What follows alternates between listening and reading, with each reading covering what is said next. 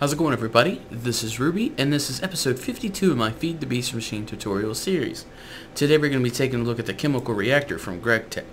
Now, what the Chemical Reactor does is it takes two different elements and makes them react to each other to give you a third element. So, for example, 4 hydrogen cells and 1 compressed air cell gives you 4 water cells.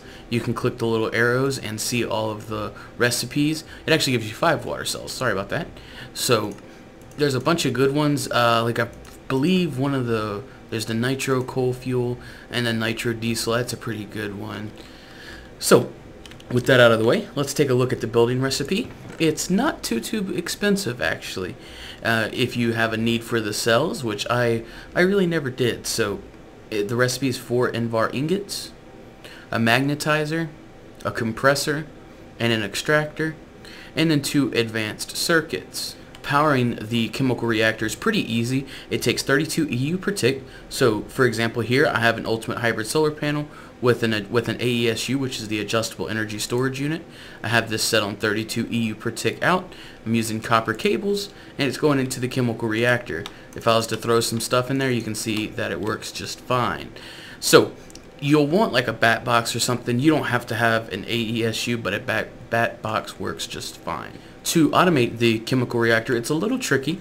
The top is going to be this side input. So if we go ahead and let's throw, let's say 8 hydrogen cells up here, and then down here is going to be the right side input. So if we throw 8 more down there, they're both going to get sucked into the machine, and once it has enough, it's going to get started processing them. I'm using a really cheap recipe, so that's why it's processing so quickly.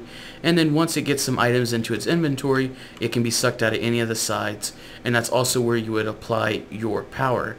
For example, here I just have an advanced solar panel hooked up to it, and here's our result.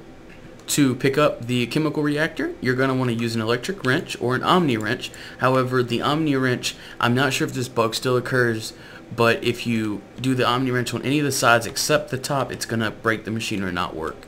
So I recommend always in all of my tutorials using an electric wrench, because we know it's lossless and it's really not that hard to make.